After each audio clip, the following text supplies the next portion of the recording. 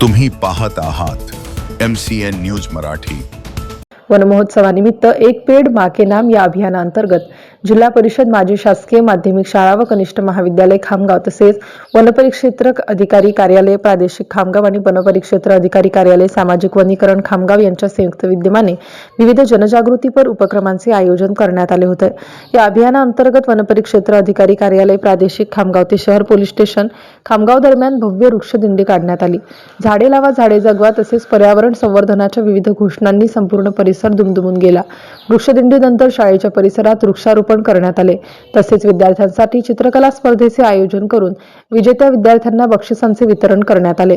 सदर कार्यक्रम जमीर शेख उपवन संरक्षक वन विभाग बुलढाणा तथा श्री VM काकडे सहाय्यक वन संरक्षक प्रादेशिक व कॅम्पा बुलढाणा यांच्या मार्गदर्शनाखाली संपन्न झाला।